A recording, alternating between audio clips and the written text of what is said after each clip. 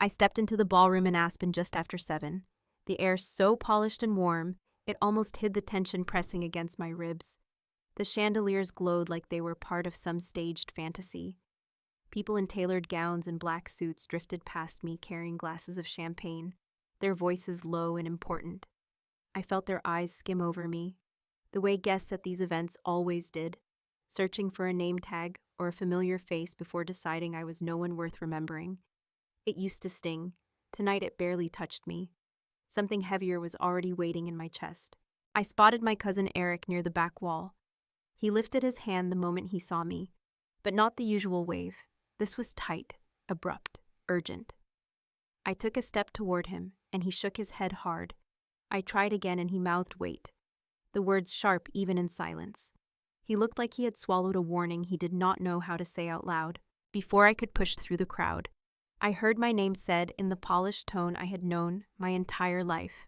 Melissa. My sister stood a few feet away, surrounded by donors who laughed too loudly at the things she said. She wore a deep emerald dress that caught every light in the room. She looked exactly like the woman she had built herself to be. Admired, untouchable, confident enough to forget how easily she had once leaned on others. She approached me with a smile pulled thin across her face. Her hand grazed my arm, light but cold. I should have known you would show up after all, she said. I thought maybe you would stay home the way you usually do when things get a little too big for you. Her tone slipped upward, soft enough to sound polite, sharp enough to land where she wanted it to. She let her eyes travel down my dress and back up again. Brave of you, though, really, for someone who never liked crowds. This must feel like stepping onto a stage you never rehearsed for. I had heard versions of this my whole life. I had learned how to let it pass without giving her what she wanted. I only nodded. She leaned a little closer. Try not to look overwhelmed. People here can sense that kind of thing. I did not answer. She had already turned away, gliding toward the stage where the microphone waited for her. A few guests followed her like well-trained shadows. She flourished in this world, a world built on curated smiles and strategic generosity. People called her the soul of Bright Steps Foundation. Tonight she was hosting their largest gala in years. It was supposed to be her crowning moment. My presence felt like a stone dropped in the smooth surface of her evening. The room began to settle as staff dimmed the lights near the main tables. I glanced back toward Eric, but he was gone. A strange pulse moved through me, something like a warning but quieter, not fully formed. I tried to breathe past it. Melissa climbed the short steps to the stage and tested the microphone with the confidence of someone who had done this so often the room might as well have belonged to her. Conversations tapered off until only the soft clinking of forks and glasses remained. She smiled at the crowd with a warmth I knew better than to believe. Thank you all for being here tonight. Her voice filled the room with practiced ease. She talked about the foundation, the programs they had expanded, the families they had supported. People nodded along, pleased to be part of something that made them feel generous, enlightened, useful. Melissa thrived in that kind of admiration. Then I saw it. The shift. A slow tightening around her mouth, a glimmer in her eyes that told me she was about to pivot. Her speeches always had a moment where she transitioned from charm to agenda. I could feel that moment approaching. She paused, fingers brushing the stack of note cards on the podium. But she did not look at them. She looked at me. It was not obvious. Anyone else would have believed she was simply scanning the room. But I knew her. I knew that flick of her chin, the faint rise of her brows. She was building towards something aimed directly at me, something she expected to land hard enough to bruise. My breath held itself without permission. She opened her mouth to continue, but before her next word formed, the double doors at the far end of the ballroom swung open. The sound was not loud, yet it cut clean through her momentum. People turned, heads lifted, conversations died in a heartbeat. 3 individuals stepped inside, 2 men in suits and a woman walking slightly ahead of them, her presence steady and unhesitating, like someone who knew the weight of the badge in her pocket. Detective Monica Hale from the Colorado Financial Crimes Bureau. I had only seen her in news segments before, but there was no mistaking the posture or the authority she carried. Whispers spread in a wave. No one moved. Monica walked towards the stage without changing her pace. Melissa stepped back from the microphone, her smile faltering just enough to show the crack running beneath it. The detective stopped at the base of the steps and waited for silence. It arrived quickly. She raised her voice only enough to carry, "We are here in relation to an active investigation involving Bright Steps Foundation. We need to speak with Melissa Carter immediately." People shifted in their seats, stiff with confusion. Melissa's face tightened, but she forced a breathless laugh. "Detective, this must be a mix-up. Tonight is a charity event. You can't possibly mean to disrupt it." Monica did not blink. "This will require your cooperation. We would prefer to proceed discreetly." A murmur rolled through the room, a low rustling of disbelief. Several guests leaned toward one another, trying to assemble the pieces but too stunned to speak clearly. My parents, seated near the front, looked from the detective to Melissa, their faces paling. Melissa's voice snapped sharper. "If this is about an administrative error, my staff can handle it. You do not need to speak to me directly." Monica waited until Melissa finished. Then she said in a tone that made the entire room still again, "We need to speak with you now." She did not list accusations. She did not make a scene. She did nothing outside proper protocol. Yet the meaning was unmistakable. They had not come here for drama. They had come because something had already crossed a line behind the scenes. I felt the air leave my lungs in a slow, controlled rush. I knew now that Eric's look, the tension in my chest, the strange energy humming through the room from the moment I arrived, all of it had been pointing to this. The guests sat frozen. Melissa stood trapped between the persona she had built and the reality settling around her feet. And I, on the far side of the ballroom, watched the beginning of something none of us would be able to walk back from. That was when I realized the night had only just begun. I stayed where I was, surrounded by the hum of confusion and the whispered guesses people tried to piece together. My pulse had steadied by then, not because I felt calm, but because some part of me had slipped into the old familiar place I used to go when things spun out of my control. A quiet room inside myself where I could think without flinching. It had been years since I needed that room, but the doorway opened easily, standing there watching Melissa falter beneath the weight of a truth she had not yet heard spoken aloud. I felt a memory tug at me, so sharp it almost lifted the floor beneath my feet. A different room, a different gathering, a different kind of humiliation. I let my breath settle and followed the pull of it, because sometimes the only way to understand the present is to look straight at the moments that built it. I was 10 the first time I noticed the way people looked at Melissa. It was one of those summer church picnics outside Denver, the kind where the adults tried to pretend everything was wholesome and effortless, while the kids ran around kicking dust into each other's lemonade. Melissa was already perfect then. At least that was how my parents told the story. She carried herself like a girl who assumed everyone would like her, and most of the time they did. She had a voice that sounded clear even when she whispered, and the kind of smile that made teachers single her out for praise she had not quite earned. I was smaller, quieter, pulling things apart just to see how they worked. My mother used to yank radios out of my hands and say that normal girls did not take apart appliances and scatter screws on the carpet. I would sit cross-legged anyway because there was something peaceful about finding out how a thing fit together. My father once told a family friend that Melissa was built for big things. Then he glanced at me with that same polite smile people used when they realized their child had drawn a short straw in the talent department. He said I was sweet. Sweet is one of those words that floats on top of everything else because there is nothing underneath it for people to hold on to. I told myself I did not care. Children lie to themselves that way because it is easier than facing the truth that the people who love you do not always see you. Years passed and the pattern thickened. Melissa won student council president. Melissa ran neighborhood fundraisers. Melissa got her picture in the local paper twice before she was 18. Every time she did something impressive, my parents would beam at her over dinner and turn to me with gentle reminders to try harder. It was not cruel. It was simply the air we breathed. By the time I entered high school, I had found solace in the computer lab. I learned to write code before most kids our age had figured out how to change a desktop background. My mother said it was a cute hobby, but that I needed something practical. My father believed it was a phase, something I would grow out of once I realized real life did not reward people who tinkered in the corner. Melissa never hid her opinion. She used to walk by my room, lean on the doorframe, and say things like, "You know, Dad is right. Playing with computers is not a future." I would nod without looking up because nodding was easier than trying to prove myself. In college, the divide widened. She majored in public relations and volunteers, collected certificates and applause. I majored in computer engineering and lived in the lab. I built small protocols to protect network vulnerabilities. When I tried to show them to my family, they would smile politely and say they were proud. But their eyes drifted to Melissa. She always found a way to take up more space. The moment that carved itself into me came the year I graduated. My father called for a family dinner at a little Italian restaurant in Boulder. They made a show of letting me pick the place, but Melissa guided the decision by suggesting a spot she knew our parents liked. I did not mind.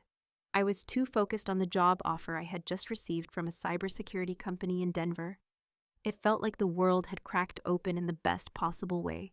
When I shared the news, there was a brief pause. My mother clapped softly and said that was lovely.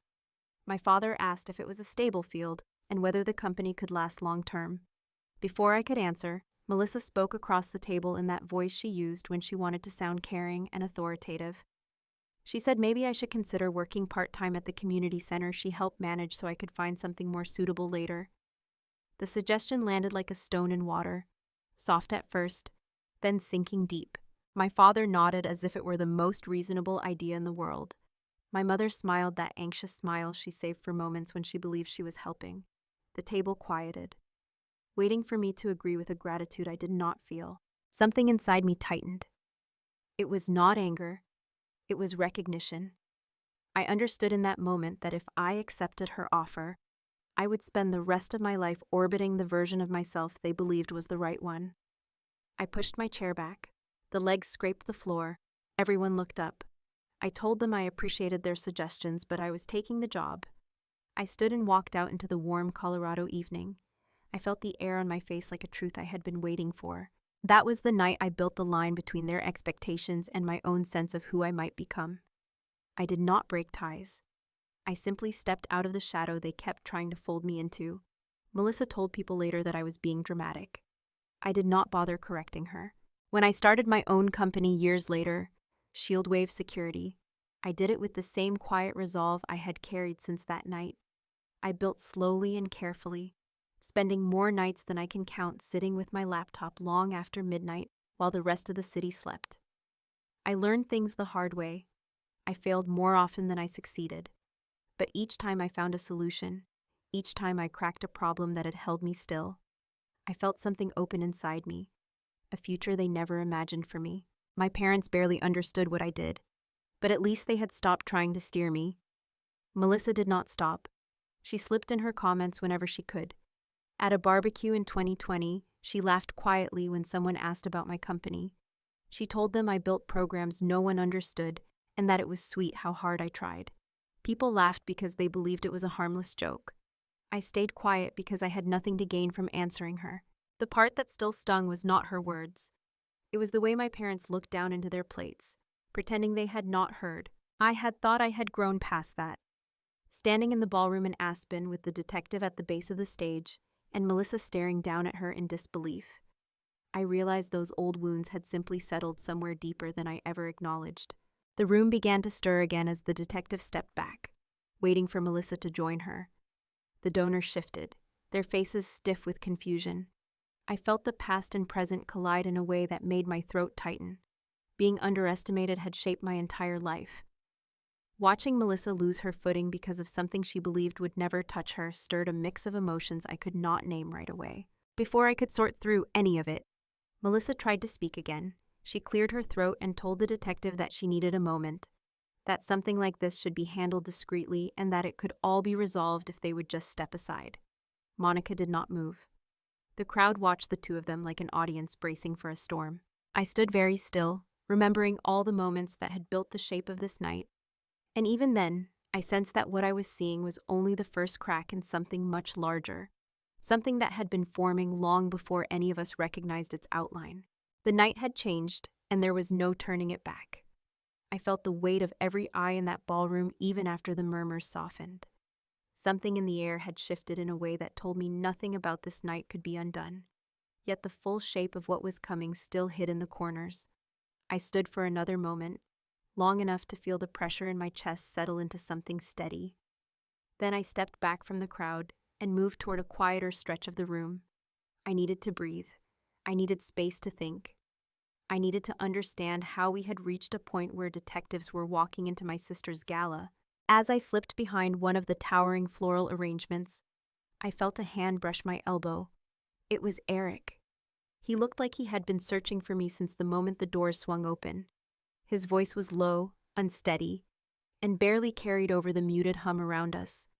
I was trying to warn you earlier. Something is not right. The things I saw in the system, it is messy. I stared at him. Messy how? He glanced around, then leaned in closer. Financial data, search logs, requests for personal info tied to you. And they keep repeating. I thought at first it was a clerical thing, but the timing is too tight. He shook his head as if he still could not believe what he had seen. Someone has been digging into you for weeks. For weeks! The words hit me with a kind of dull force. Not painful, just cold. I asked him if he knew who was behind it. He hesitated only a second, then said he traced some of the access points to accounts tied to Bright Steps. My stomach tightened. That meant Melissa or someone working directly under her. I felt an old familiar ache settle beneath my ribs. She had always been willing to undermine me in small ways, but this was not small. I asked him what exactly he saw, and his eyes flicked toward the stage where Melissa still stood frozen in place while the detective spoke quietly to her. I could not catch the words, but whatever they were, they drained the color from her face. Eric looked back at me. Let me send you the screenshots. I saved everything. He squeezed my arm and moved away again as staff approached him to ask if he could help manage the donors, who had begun shifting nervously. My phone buzzed with an incoming message. I opened it expecting a handful of files, but instead found dozens of images, spreadsheets, log entries, timestamps, repeated attempts to access my tax records and company filings, all starting nearly 3 weeks ago. The request trail was messy but unmistakable. I had not realized I had stepped away from the crowd until someone bumped into my shoulder and apologized. I moved toward the exit doors, needing clearer air. Once outside the ballroom, the hallway felt strangely quiet, as though it existed in another world entirely. I walked toward a spot beside a decorative column and dialed James. He picked up on the second ring. I told him everything quickly, quietly, and without pausing for breath. He listened without interrupting, which was something I had always appreciated about him. When I finished, he exhaled slowly. Evelyn, this is not random. Whoever pulled those files tried to dive deep, but they did not know how to cover their tracks. My guess is they were rushing. I felt heat gather in my palms. I asked him if he thought Melissa was behind it. He hesitated. I do not want to say until I see the full logs, but Bright Steps shows up in the path.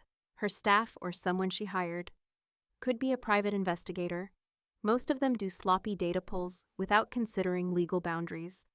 And if they stumbled on something bigger while poking around, that could have triggered a mandatory report. I pressed my fingers against my temple. So you think this could be connected to the investigation tonight? He answered carefully. If the Bureau walked into a gala unannounced, something significant has already landed on their desks. They do not make public appearances unless they have evidence in hand or require immediate cooperation.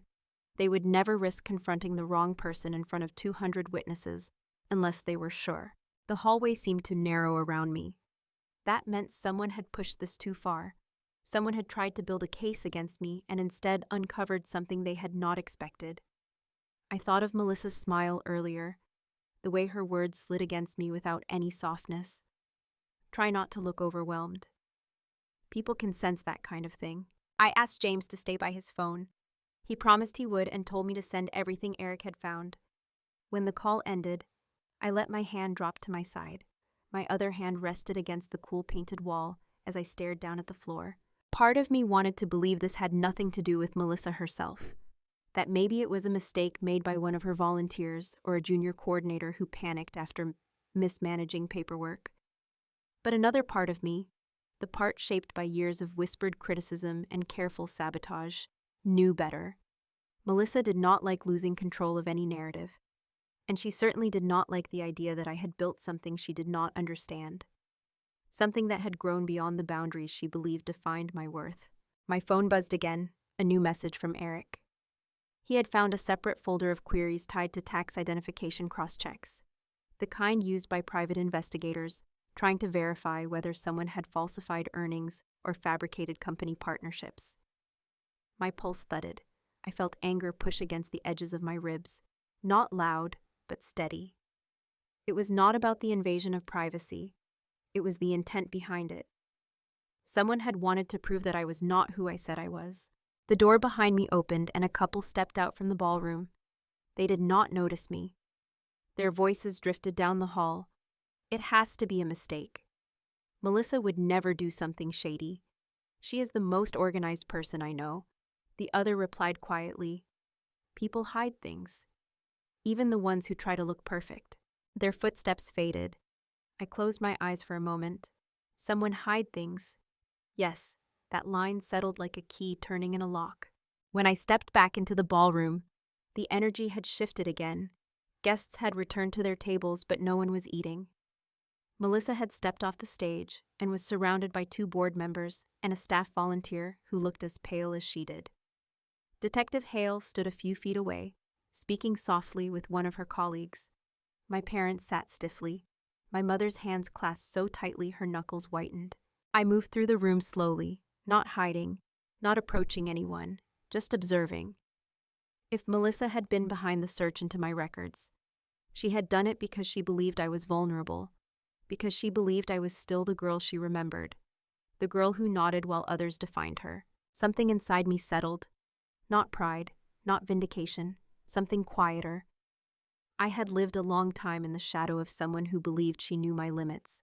Tonight was not just about the investigation or the questions unfolding around her. It was about the dismantling of an assumption that had shaped our entire relationship. I reached the far side of the ballroom just as Eric rushed toward me again. His eyes were wide, his voice lowered almost to a whisper. Ev, there is more.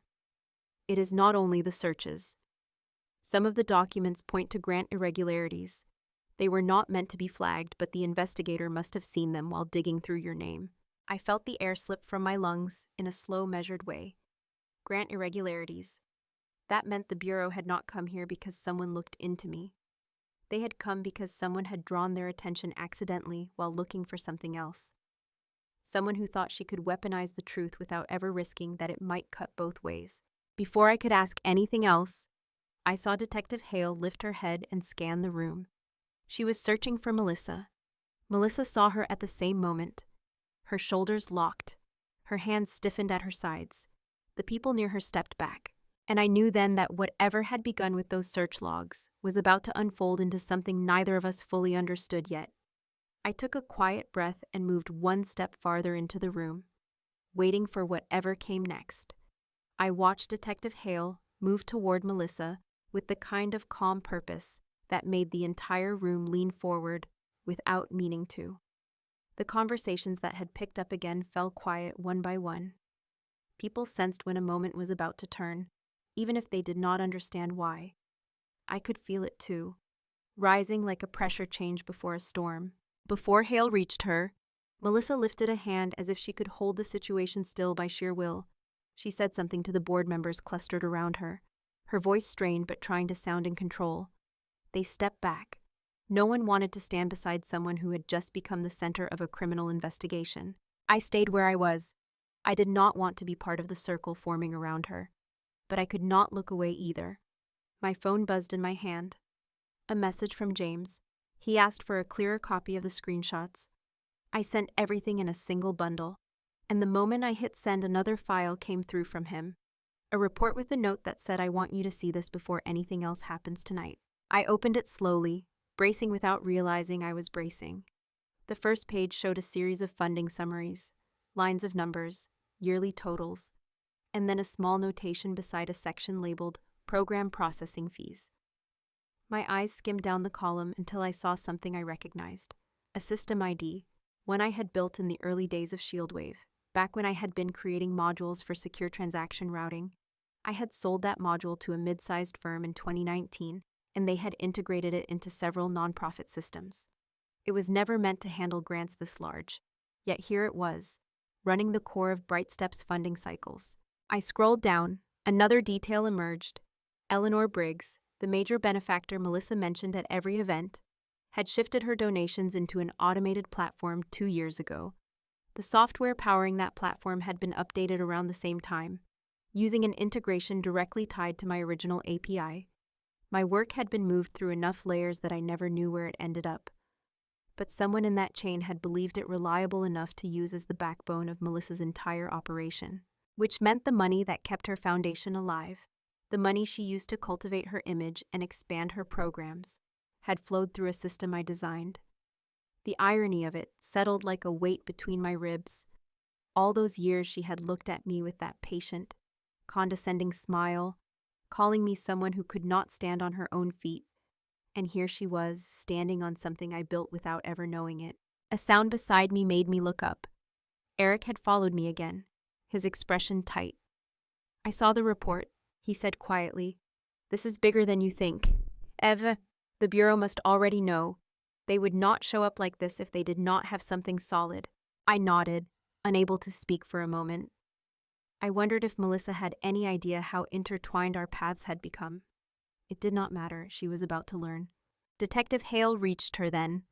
The room fell into a hush so complete that even the soft music piped in through the speakers seemed to dim. Hale spoke in a tone that carried but did not rise. "Miss Carter, we need to review financial documentation with you. This concerns ongoing discrepancies in grant distribution and processing records." Melissa blinked rapidly, shaking her head. "That is impossible. Our books are clean. My staff handles everything by protocol. There must be some misunderstanding." Hale's expression stayed polite but immovable. "We have documentation showing inconsistencies that require immediate review. We also have a trace of internal accesses involving personal data unrelated to your foundation. We intend to clarify those matters before the night is over." Melissa's gaze snapped across the crowd until it landed on me. For a split second, something raw flickered in her eyes. Rage or fear, or the desperate calculation of someone realizing she had misjudged which direction the danger was coming from. She took a step toward Hale, but her voice shook. "I did not authorize anything like that. If someone accessed information, they did it without my knowledge." Hale tilted her head slightly, assessing her. "That is something you can address during our conversation. We need to step outside for privacy." The board members murmured in confusion. My parents rose halfway from their seats. I saw my father's hand tremble as he steadied himself on the table. My mother whispered Melissa's name, as if speaking it softly would undo the situation. Melissa looked around, searching for someone to anchor her. Then she straightened her shoulders with a practiced grace she had perfected over years of public appearances. She said she would cooperate, but insisted that the matter would be resolved quickly. She made it sound like an inconvenience, nothing more. But her hands betrayed her. They shook just enough for me to notice. She descended the stage steps slowly. When she reached the floor, Detective Hale gestured toward the exit. As they walked past the tables, the guests leaned aside as though uncertainty were contagious. Melissa kept her chin up, but something in her expression had splintered. The moment the doors closed behind them, the room filled with the brittle hum of relieved whispers. People turned to each other, trying to piece together what had just happened. Some looked my way with curiosity, others with something close to suspicion. They had heard Melissa speak about me for years. They did not know how many of her stories had been shaped by jealousy she never admitted even to herself. Eric stepped closer, speaking quietly. "Ev, you should check the last file I sent. There is a line in there about the funding cycles. It might matter more than you think." I opened the file again and scrolled to the section he meant. My eyes caught on a row of entries that showed the exact paths the funds had traveled before reaching Bright Steps accounts. Every receipt, every processing step, every digital imprint stamped by the system I had built. Eric pointed at a notation he had circled in red. "This shows the first time your system was used by their donors. She has been leaning on your work since the beginning, and she never knew it." I felt something inside me settle. Not vindication, something quieter and deeper. A truth that had lived unnoticed until someone finally turned on a light. I asked Eric why he thought Melissa had gone after me now. He sighed. "My guess. She was worried you were getting too visible in tech circles. She does not like sharing the stage. And maybe she thought if she could paint you as unstable or dishonest tonight, she could keep the focus on herself. But she did not expect the system she tried to weaponize would bite back." I thought of every time she had dismissed me, Every time she had patted my arm like I was a child chasing pretend dreams. Every time she told people I built programs no one used. If she had known the truth, she would have choked on the words. The ballroom lights shifted again as staff attempted to regain control of the evening. They did not know yet that the night had already ruptured beyond repair. I could feel it in the uneasy laughter picking up around the tables, in the nervous glances people exchanged, and in my own steadiness as I stood there taking in the pieces of a story that had been building in the dark for years. I held my phone tighter, scrolling back through the report. It was all there. The tracing, the timestamps, the unmistakable architecture of the platform I had designed. And somewhere inside that web was the truth about what Melissa had been doing with the money that passed through it. I lifted my head when the side door opened again. Hale stepped into the ballroom alone this time. Her expression revealed nothing. She scanned the room until her eyes landed on one of the board members and beckoned him over. The tension in the crowd tightened. I could feel the shift even from across the room. Something had moved forward while they were gone. Something that would push the night even deeper into territory none of us expected. I took a slow breath, feeling a strange clarity rise through me, as if the ground beneath my feet had finally aligned with the truth I had carried alone for years. Whatever came next would not be stopped, and I was ready to meet it. Hale spoke with the board member only briefly before the two of them slipped out of the room again, leaving behind a trail of questions no one dared to voice too loudly. I stood still, letting the sound settle. Whatever they discussed would surface soon enough. The truth always rose, even when people worked hard to bury it. I knew that better than most. I needed air, not cold air or fresh air, just space that did not feel crowded with speculation. I left the ballroom and moved down a quieter hallway lined with framed photographs of past Bright Steps events. Melissa smiling with donors, Melissa cutting ribbons at charity openings, Melissa shaking hands with city officials. The images stretched on, each one painting her as someone who had built something honorable, someone admirable. I had never begrudged her success, but tonight those images felt different. They felt curated in a way that made my stomach twist. My phone buzzed again. This time it was a call. Grandpa Walter, I answered quickly. His voice carried the familiar steadiness I had leaned on so many times as a child. Are you still at the gala, Evelyn? Yes, a lot is happening. I heard him draw a slow breath. Come by before you go home tonight. There is something you should know. His tone was not urgent, but it was not casual either. It was the same tone he used the day he told me he had rewritten his will after my father made a financial decision he later regretted. Calm but weighted. I told him I would come. He thanked me gently and hung up. I stayed in the hallway for another moment, looking at the photo closest to me, Melissa holding a giant check beside a group of volunteers. Her smile could not have been brighter. Most people saw her as a hero. I wondered how long it would take them to question what that picture had cost. I pushed away from the wall and made my way out of the building. The air outside was cold enough to bite. Aspen nights in early spring always carried that unpredictable chill. Lights from the lodge windows dusted the snow with a warm glow. Cars lined the circular driveway. Voices carried faintly from the balcony above. No one out here knew what was unfolding inside. I walked to my rental and sat behind the wheel. The silence inside the car felt almost too heavy after the chaos of the ballroom. I rested my hands on the steering wheel for a moment, then started the engine and pulled onto the road leading away from the lodge. Grandpa lived in a modest single-story home in Snowmass, 20 minutes from where the gala was held. He had bought the house shortly after Grandma passed, choosing a place quiet enough to think, but close enough to family that he never felt entirely alone. I had always loved visiting him there. Something about the simple warmth of the space made me feel steadier, like the world was not as complicated as it looked. When I pulled into his driveway, he was already standing at the door, a sweater pulled over his shoulders despite the heater glowing behind him. He waved lightly as I walked up the steps. "Come in, kid," he said. His smile was small but real. I stepped inside and closed the door behind me. The smell of oak and something faintly sweet filled the air. All the noise from the evening fell away. My shoulders loosened without my trying. He gestured toward the kitchen table. "Sit. You look like your mind has been running laps all night." I almost laughed. That is one way to put it. He sat across from me and folded his hands. I heard about the gala. News travels fast in small places. But what I want to talk to you about started long before tonight. I waited. He had always been careful with his words, never one to drag anyone else down unless the truth required it. He leaned back slightly. 3 years ago, I noticed Bright Steps growing faster than it should have. More programs, more grants, more expansion. That kind of growth is impressive. But it also sets off alarms when the numbers do not align. I asked an accounting friend of mine to take a quiet look at their filings. Not to accuse anyone, just to be sure everything was healthy. I stared at him. You never told me that. He gave a small nod. There was no reason to. At the time, I thought it might be a mistake or a learning curve. Melissa always liked to take on too much at once. I figured she simply needed guidance. But then the audit my friend did showed some irregularities. Nothing large, nothing illegal by itself, but enough that I paid attention. My chest tightened. What kind of irregularities? Misallocated expenses. Grant distributions without documented recipients.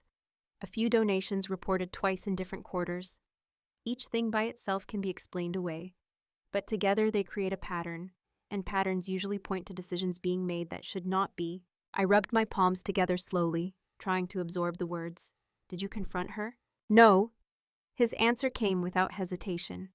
If I went to her with suspicion, she would have denied everything and pushed harder to hide whatever she did not want seen. Sometimes if you want the truth, you have to stop chasing it and give it room to rise. He paused, letting the moment breathe. I hired the auditor again last year. Quietly. This time the discrepancies had grown. Nothing explosive, but enough that I knew it would not fix itself. He folded his hands again, his eyes softening. I knew this would come to a head eventually. I did not know how. I did not expect it to involve you, but I knew we were heading here. I felt something shift inside me, something like a pressure releasing. You tried to protect the foundation. I tried to protect all of you, he said gently, including you, Evelyn. You were shutting yourself off from the family.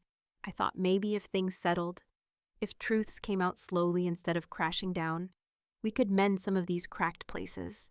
I looked down at the table. A knot of emotions swelled in me.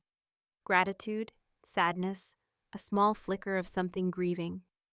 For years I thought no one had seen what was happening, that I had been carrying the weight of unfairness alone. But he had seen. He had been watching. And he had cared enough to act quietly in the background. He stood up and walked to a small drawer near the counter. When he returned, he carried a folder sealed with a rubber band. He set it on the table. This is the last audit. I do not want you to read it tonight. You are already carrying too much, but I want you to have it. It will help you understand what the Bureau sees when they look at Bright Steps. I touched the folder but did not open it. Grandpa, why tell me now? Because something shifted tonight. You need to know this is not your fault. You did not cause this. You did not invite it. And whatever happens next, it is not a reflection of your worth. My throat tightened. I tried to swallow, but the air felt thick. For a long moment, I could not speak. He reached across the table and placed his hand over mine. People reveal who they are when pressure is applied. Your sister has been living in a world that rewarded her image more than her integrity. That kind of foundation eventually collapses. And the fall always looks sudden even when it has been happening for years. His words settled into me with a quiet, steady truth. I did not know what would happen with the investigation, or what Melissa had done, or how far the consequences would reach. But for the first time that night, something inside me felt sure. What was unfolding had started long before tonight, and it was not mine to carry. Outside, wind brushed against the side of the house, soft but insistent. Grandpa stood and moved toward the window as if listening to it. He said without turning, "The Bureau will want to meet with you soon, not as a suspect, as someone connected to the systems involved. You should be ready for that." I nodded slowly. "I will be." He looked back at me with a small, tired smile. "You have always been stronger than you think." I sat there absorbing his words, the warmth of the house, the weight of the folder beneath my fingertips, and the truth that the night was still far from over. I drove home from Grandpa's house in a kind of quiet I had not felt in years, the kind that settles into your bones and makes every thought land heavier than it should. His words echoed through me long after I pulled away from his driveway. "You did not cause this. You did not invite it." I clung to that. Even as the night pressed against the windows of my car, and the road wound down the mountain with just enough curve to demand my attention. By the time I reached my place in Denver, the clock on the dashboard was creeping close to midnight. I sat in the driveway for a moment, letting the engine tick itself quiet. My house looked peaceful from the outside. Warm porch light, a plant I kept forgetting to water, the kind of place no one would expect to be tied into anything complicated. That used to comfort me. Tonight it only made me aware of how tangled things had become.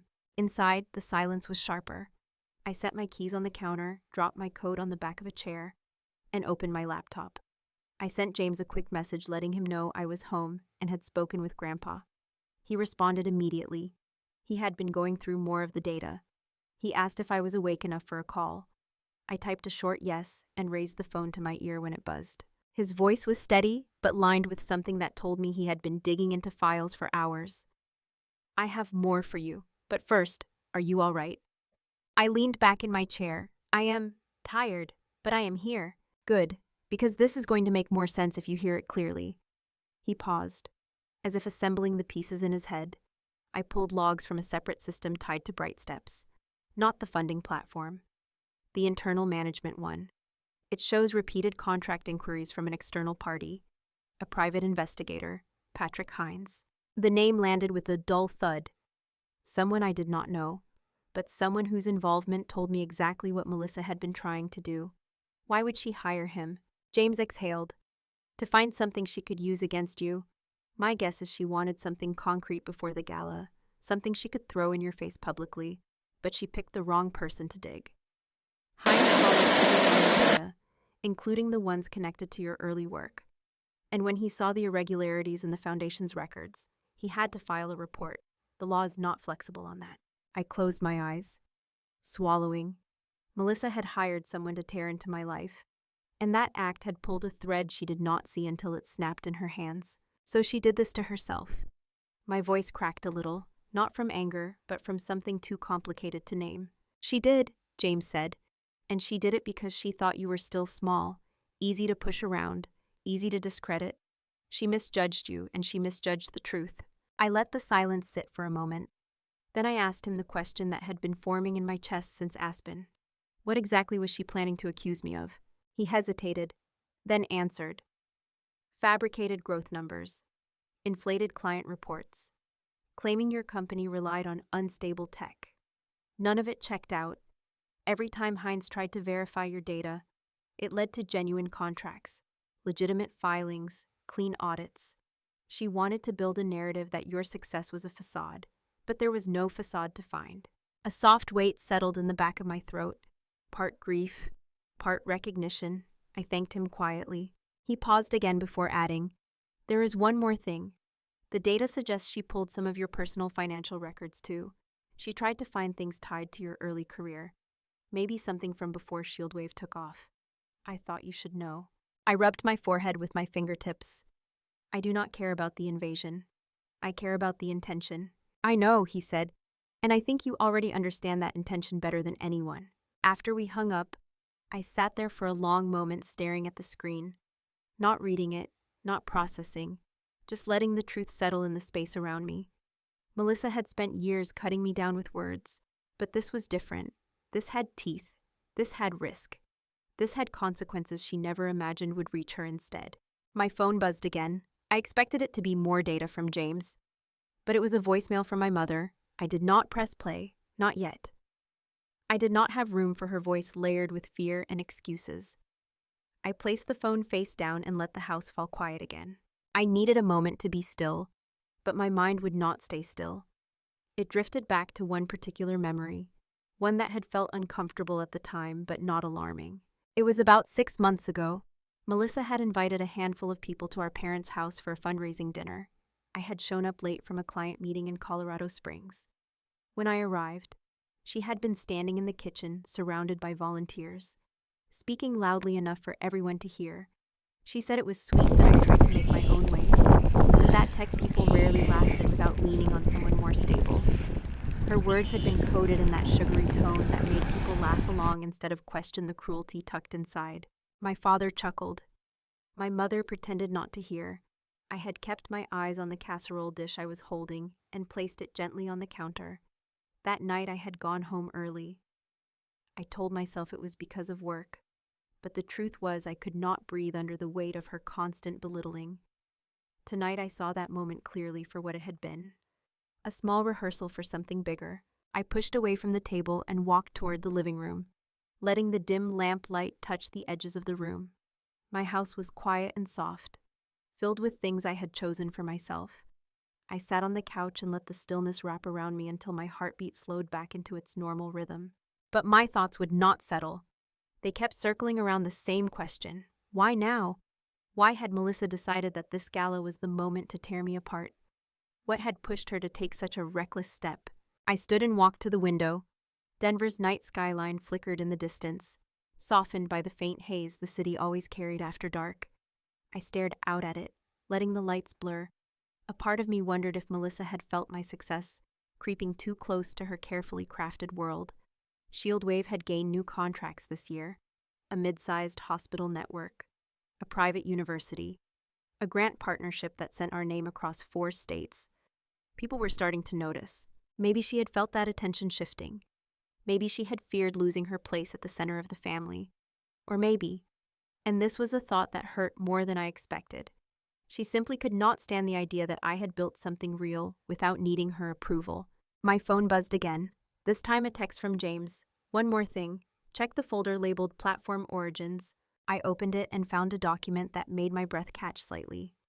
It traced the original technical architecture of the donor processing platform BrightSteps used. And there, in clean, unmistakable notation, was the exact structural footprint of the API I had created years ago. It meant something simple and impossible to ignore. From the beginning, Melissa's success had rested on a tool I had built with my own hands. I sank back onto the couch slowly.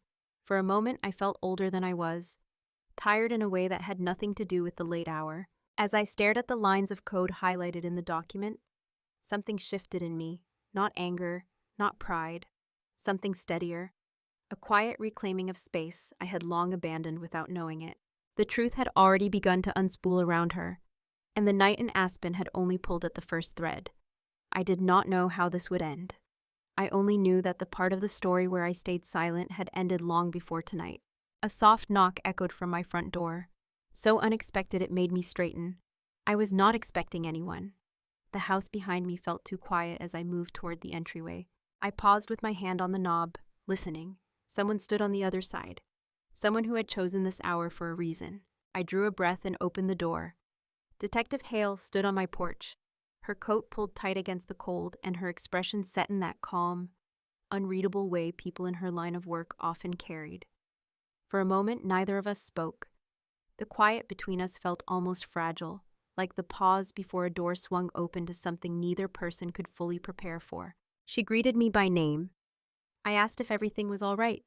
She gave a small nod, but it was the kind of nod that did not give anything away. May I come in for a moment? I stepped aside and let her enter. She glanced around my living room, not with suspicion, but with the practiced awareness of someone who never stopped paying attention. She waited until I sat before she took a seat across from me. "Thank you for seeing me so late," she said. I folded my hands in my lap. "I assumed this was important." "It is," she answered. "But I want to clarify that you are not under investigation. That has not changed." I let a breath slip out. I had known that, but hearing it again steadied the ground under my feet. She continued, "We reviewed several inquiries tonight that connect back to systems you designed. We will need your help to understand them clearly.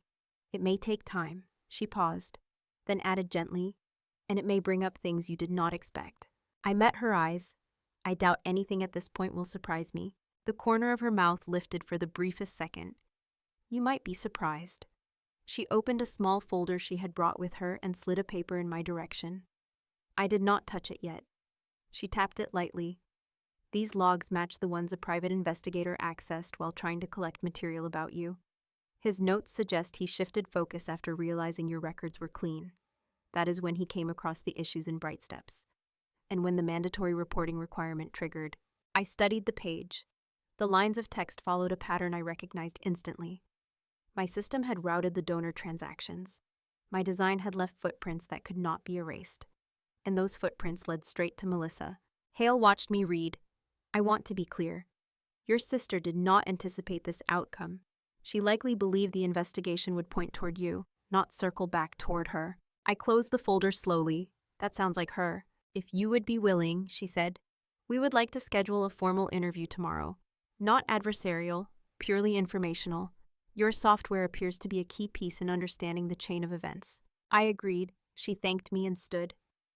When she reached the door, she paused. I know this is family. These cases are never simple when family is involved. I have seen many people try to carry guilt that does not belong to them. Do not do that to yourself. Her voice was steady, not soft, but human in a way that caught something deep in me. Thank you, I said. She nodded once and stepped out into the night. When the door clicked shut behind her, I pressed my back against it and let my breath settle. For the past few hours, I had been moving through everything as though it were unfolding in front of me like a map. I had no choice but to follow. Now, alone in the quiet, the weight of it pressed in. Melissa had tried to use my work to destroy my credibility. She had hired someone to dig into my life with the hope of exposing something false. But nothing was false. Nothing was fabricated. So the search had traveled farther and deeper until it hit the one place she never imagined it would land. Her own foundation. I walked back to the living room and sat again, my hands resting against the cushion beside me. A moment later, my phone buzzed on the coffee table.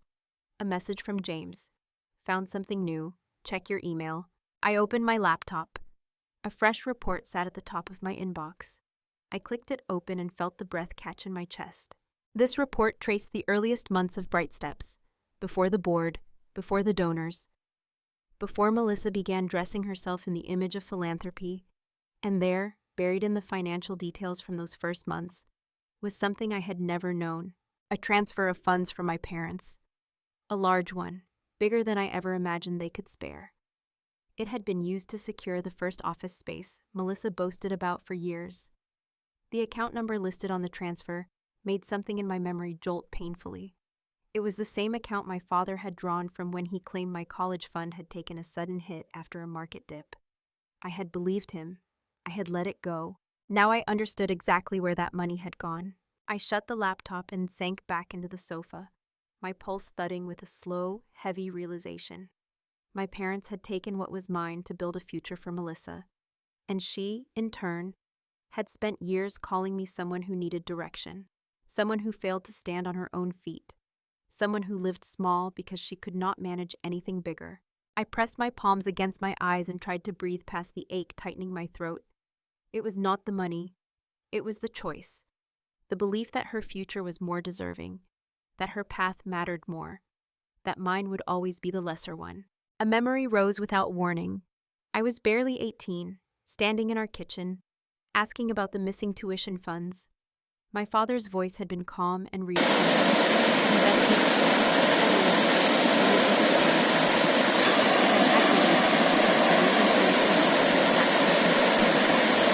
Now that crack spread clean through the years between us. My phone buzzed again. Another message from James. This time only a single sentence. When this is over, you are going to see how long the truth has been trying to reach you. I set the phone down and stared at the ceiling for a long stretch of time. The house was quiet. Almost too quiet. The kind of quiet that let every buried thing rise to the surface. The knock from earlier echoed again in my memory. The cold air on Detective Hale's coat. The look in her eyes when she said I was not under investigation. The report in my hands. Everything in my life had tilted in a matter of hours. Somewhere in the middle of that quiet, I realized I needed to speak to my parents. Not to accuse, not to rage, but to understand. I reached for my phone and hesitated. The night felt too heavy. I was too raw. Nothing good would come from that conversation while my pulse still shook. I walked to the kitchen, poured myself a glass of water, and stood there in the dim light thinking of Grandpa's words. Sometimes if you want the truth, you have to stop chasing it and give it room to rise. The truth was rising whether any of us wanted it to or not. I stayed there for several minutes, watching the water in the glass catch the soft light. For a brief moment, I let myself feel everything: anger, grief, clarity, and something like quiet resolve. Eventually, I set the glass down and moved toward my bedroom, needing a moment of rest before the next step arrived. But just as I reached the doorway, my phone lit up with a call. My father. I froze, the air around me still as stone. I let it ring, unsure whether I was ready to hear his voice. The ringing stopped, leaving a silence so deep it felt like the night itself had paused to see what I would do next. I stood there staring at the phone long after the ringing stopped, my hand still hovering in the air as if the call were suspended somewhere between us. A part of me expected it to light up again. Another part hoped it would not. I was not sure which part of me was louder. I walked into the bedroom but did not turn on the light. I sat on the edge of the bed, hands clasped together, trying to steady the rhythm of my breath. I knew my father. He never called late unless something inside him was unraveling. And tonight, there were too many threads pulling loose at once. Before I could decide what to do, the phone buzzed again. This time it was a text from my mother. "Honey, please call us. We need to understand what is happening." The words trembled on the screen. I set the phone down and stared at the shadowed outline of the window. I was not ready to be their comfort for something they had helped create. The next morning, the gray light of dawn slipped through the curtains before I even realized I had fallen asleep. My head felt heavy, my limbs heavier. I forced myself up, brewed a cup of coffee, and sat at the kitchen table with the folder Grandpa had given me. I traced the edge of it with my finger but did not open it. Not yet. My phone vibrated. A message from Detective Hale confirming our meeting time. 10:30 at the Denver field office. I texted back that I would be there. The clarity of the plan steadied me. I showered, dressed, and grabbed my laptop bag before heading out to the car. The morning air was cool enough to wake me fully. The drive into the city passed quickly, the roads quiet, the skyline pale and muted behind a thin layer of cloud. Inside the bureau office, everything smelled faintly of coffee and printer ink. Hale met me in the lobby and led me down a hallway lined with framed commendations. She moved with the same steady pace she had the night before.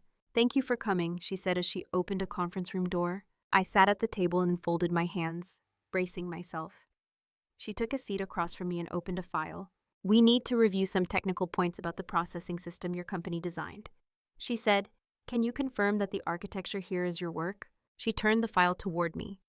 I recognized the design immediately. Yes, that was an early version of the routing module. She marked something in her notes. "That helps. What we have determined is that the system flagged several inconsistencies in the way funds were reported by BrightSteps. The flags did not come from the donors. They came from internal entries that did not match the platform rules." I leaned slightly forward.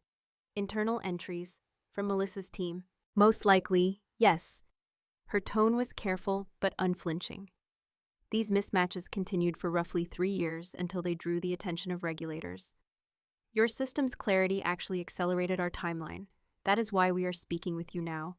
The words settled over me like a slow wave. So the very thing Melissa believed would expose me had instead exposed her. Hale flipped to another page. "There is something else I want you to see." She slid a document toward me. "This was a communication from the private investigator your sister hired. He submitted it with his mandatory report. His notes indicate that he was instructed to gather material suggesting you misrepresented your company's growth." I stared at the page. My throat tightened. She watched me without judgment. "We do not investigate personal disputes."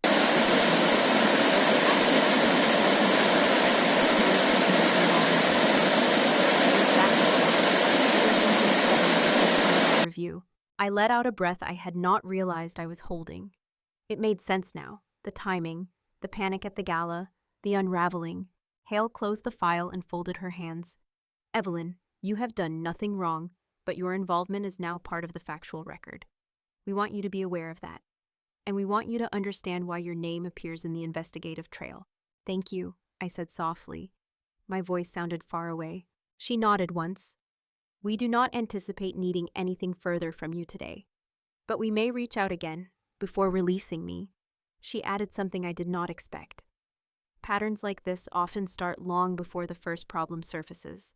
Do not assume any of this was sudden." Her words followed me out of the building and into the parking lot. The air smelled faintly of rain. I stood for a moment beside my car, letting everything sink into the open space around me. When I finally drove home, each block felt like it carried its own weight. By the time I pulled into my driveway, I was exhausted in a way that did not feel physical. I walked inside and set my bag down. The house felt too quiet again. I poured water into a glass and stood leaning against the counter when I heard the sound of a car door outside. A moment later, someone knocked. For a heartbeat, I hoped it was anyone but who I suspected.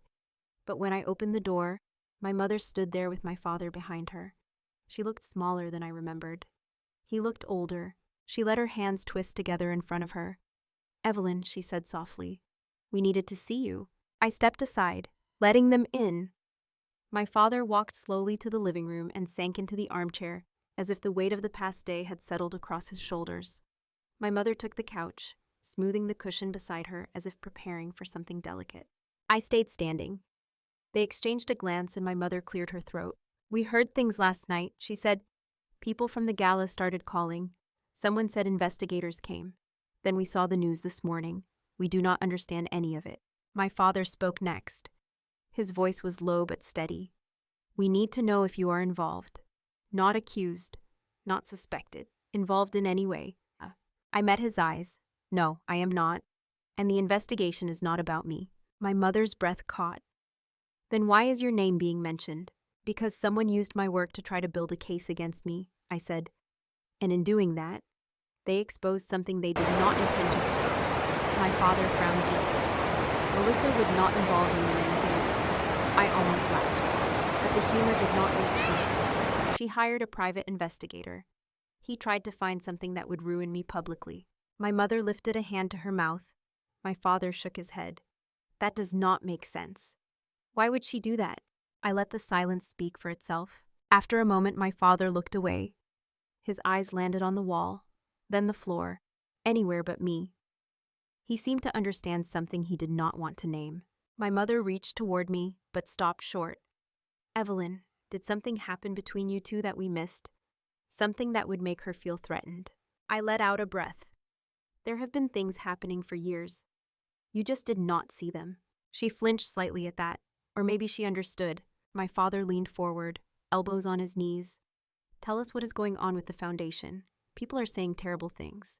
I looked at him, and for the first time in a long time, I felt something settle between us. Not anger, not blame, clarity. "I told you I am not the one under investigation," I said, and I meant that. He nodded slowly, as if the truth were finally stretching into focus. My mother whispered my name again, small and fragile. "Then what happens now?" I glanced toward the window, toward the quiet street, toward the horizon of a story that had been unspooling long before any of us admitted it. "I do not know yet," I said softly, and for the first time, I let them see the truth of that. My mother sat back against the couch cushion, as if my answer had taken the last bit of breath out of her. My father stayed leaning forward with his elbows on his knees, staring at the floor as though something hidden there might tell him what to say next. For a moment, the room felt suspended, as if even the air did not know which direction to move.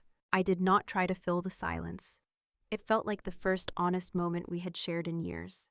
My mother finally whispered that she wished she understood all of it, that none of this made sense, that Melissa had always been so careful with her work. Her voice trembled on the word careful, the way someone sounds when they are trying to hold on to a certainty that is slipping through their fingers. My father lifted his head slowly. He looked older than he had the night before. I could see the realization forming behind his eyes, that something he had trusted without question was beginning to crack. He asked quietly if I thought the Bureau had real evidence. I answered with the truth. They would never have walked into a public event without it. He closed his eyes for a moment, as if steadying himself. When he opened them again, there was something in his expression I had not seen in years. Not disappointment, not authority, something closer to humility. "Evelyn," he said, "we should have listened to you more." It was the closest thing to an apology I had ever heard from him. It landed softly, almost gently, but I was too tired to absorb it fully. I nodded without speaking. My mother reached for my hand but let hers fall before touching mine. They stayed only a little longer. When they stood to leave, my mother said she hoped I would keep them informed. My father gave me a long look, something heavy and searching, before he stepped out the door. When the house was quiet again, I sat on the edge of the couch and let the stillness settle around me. The day had stretched in every direction: Aspen, the Bureau, my parents. Each moment felt like it belonged to a different story, yet all of them were tied to the same unraveling thread. I closed my eyes and let my breath steady before forcing myself up. I needed to move. I walked to the kitchen, rinsed my glass, set it back on the counter, and then gathered my coat. There was no plan in my mind except the need to step outside, to let the air cut through the noise in my head. I drove without thinking. Denver looked washed out in the late morning light. Cars moved along the roads with a quiet patience. People walked in pairs or alone, carrying on with their lives as if the world had not shifted overnight. I envied them for a moment. It was only when I passed the turn toward Boulder that something in me settled and I took the exit. Shieldwave had always been more than my company. It was the place where everything I built was measured by effort rather than expectation. I needed that space now. When I reached the office, half the team was already there. They looked up in surprise when I walked in. I had not told anyone I would be in. James stepped out of a conference room the moment he saw me, his expression tight but relieved. "Come upstairs," he said. "There is something you need to hear." I followed him into my office. He closed the door behind us and pulled a chair closer to my desk. He looked like he had been awake for hours. Maybe he had. "There have been developments," he said. My stomach tightened. "What kind?" "The Bureau requested additional data directly from us early this morning. Transaction metadata, logs from the earliest version of the module number. Everything lines up every time. And something else." He paused. "You should look at this." He handed me a printed sheet. It was an excerpt from BrightStep's donor summaries. My eyes landed on a particular entry, a misalignment in the routing signatures. It was small, but unmistakable to anyone who understood the system. It meant someone had attempted to override the platform rules manually. My breath caught. Someone inside BrightSteps tried to alter the record. James nodded, and the override was done from a device registered to Melissa's office. I let the paper fall to the desk. It was not shock that moved through me. It was confirmation, a quiet piece of truth sliding into place. "She tried to fix something after the flags appeared," he said. "She did not know that the system you designed keeps a complete backup signature no matter what changes she made." I rubbed my fingertips along the edge of the desk. A part of me wanted to feel anger, but mostly I felt tired of years spent watching my sister bend the truth to shape the world she wanted, tired of knowing she had never realized that the ground beneath her was not solid. "There is more," he said. "Last night, after the gala, the Bureau interviewed several board members. One of them admitted that Melissa had expressed concern about you overshadowing her. They said she felt you were becoming too visible, that your work was starting to draw attention she thought should belong to her." I closed my eyes for a long moment. Of all the things she could have feared, my success being one of them was both painful and predictable. James continued, "The Bureau believes she hired the investigator to discredit you publicly. She planned to present whatever he found at the gala, but he found nothing damaging. And when he followed the data further, he uncovered the financial issues instead." I felt something deep inside me shift. Not pride, not relief. Something quieter, like the slow exhale of a truth that had been holding its breath for years. I asked if the Bureau had executed any warrants. He nodded.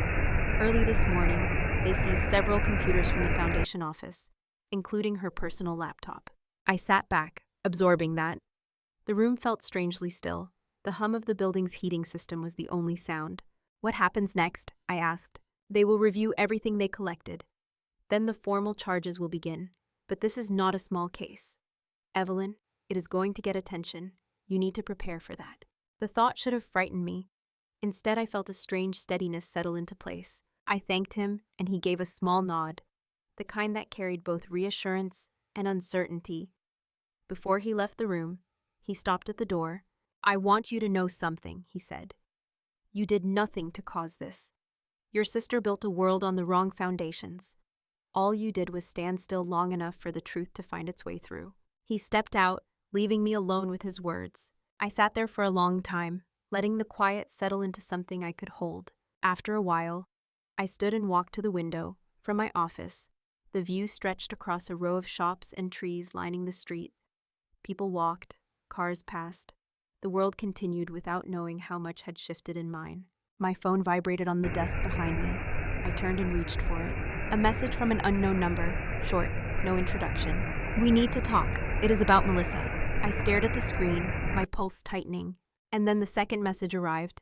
"I should have come forward sooner. I did not recognize the number, but the name beneath it made something cold pass through me. Mason Reed, an employee from Bright Steps, the one who had worked closest to my sister. I stood still long enough to hear my own heartbeat. Then the phone buzzed again, a final line. I know what she has been hiding. I stared at the last message on my phone until the edges of the screen blurred. For a long moment, I did not move. The quiet inside my office felt thick enough to hear my own pulse, steady and low. Mason Reed was not someone who reached out lightly. He had always been careful, almost invisible at Foundation events. Someone who kept his eyes down and his hands busy. If he was contacting me now, it meant something inside Bright Steps had broken open. I typed a brief reply asking if he wanted to meet.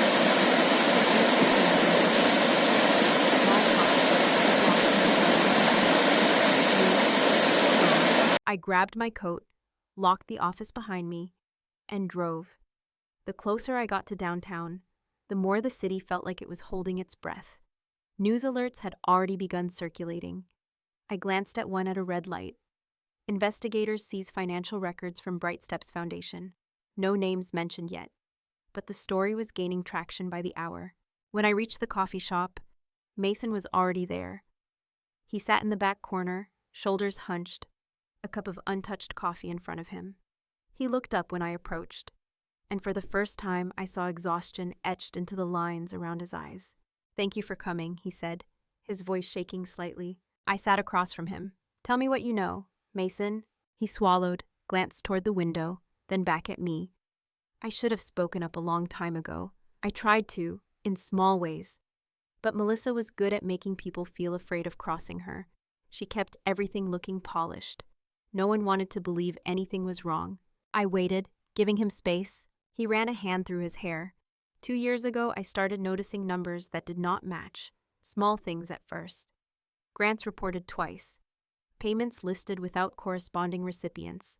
When I asked her about them, she shut me down, told me I was reading too much into it. Then I found out she was moving funds between program budgets to cover overspending. My breath tightened. Did the board know? He shook his head. She kept them out of everything. If anyone questioned her, she claimed she had it under control, and they believed her. She had this way of making people feel like any doubt was a personal insult. "What else?" I asked. He hesitated. "I think she knew the system flagged her entries. The one you built." He looked embarrassed, ashamed even. She said the platform was glitchy, but it was not. She tried overriding its records more than once.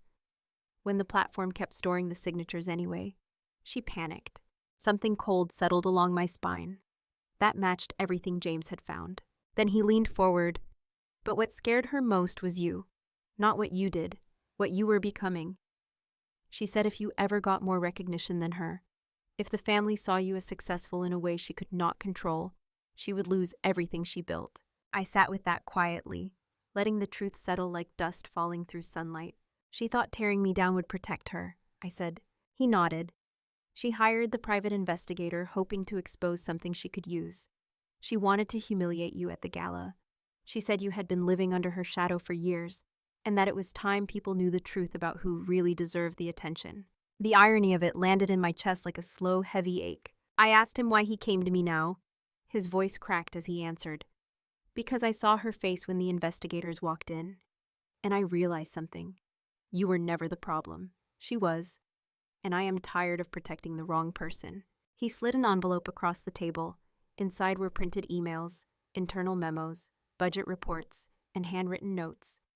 Evidence he had been collecting quietly, in case the day came when he had to choose between loyalty and conscience. I thanked him softly. He looked relieved, though the sadness in his eyes stayed. I walked out of the coffee shop holding the envelope.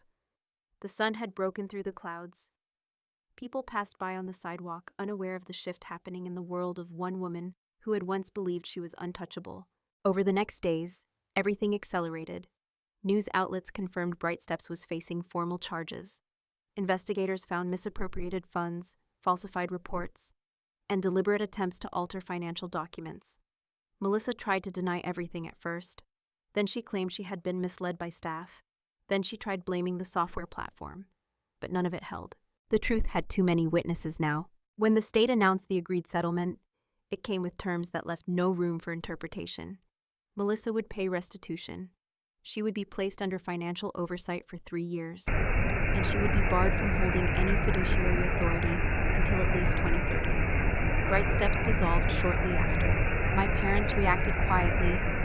My mother cried, not out of disbelief, but out of some deep sadness that comes when the illusion you relied on finally breaks. My father attempted to make sense of it all, as if piecing it together could soften the blow, but nothing softened it. They saw their oldest daughter as someone they no longer understood. I kept my distance at first. I was not ready to navigate their guilt or their attempts to rewrite the past. But slowly, over small conversations and long pauses, the shape of our relationship shifted, not healed, not whole, but honest in a way it had never been. One morning, weeks after the settlement, I walked past the old Bright Steps building. The windows were empty, the sign removed, the room stripped bare. I remembered the day Melissa showed it off to the family, glowing with pride. I remembered how small I felt standing beside her. Now the building stood as an echo of something that had been built on too many lies to survive. I purchased it 2 months later, quietly, no announcement, no ceremony. I converted it into a center dedicated to digital safety programs for young people. We opened our doors with a small team and a mission rooted in transparency and education. Watching students walk through the halls for the first time felt like reclaiming something I had lost a long time ago. As for Melissa, she disappeared from public view for a while. Then, out of nowhere, she sent me a handwritten letter, not asking for forgiveness, not excusing her choices, just admitting something simple and stark, that she had spent years fearing she would never measure up to the version of herself she projected. That every time I grew stronger, she felt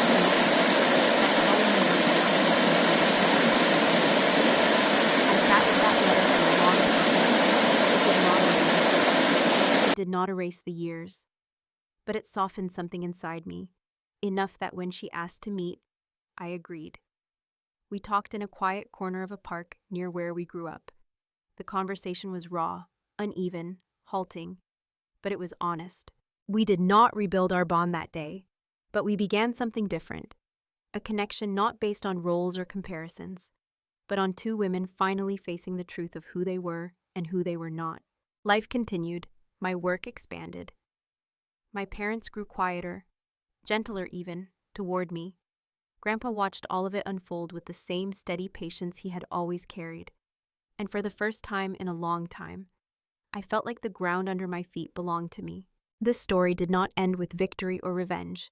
It ended with clarity.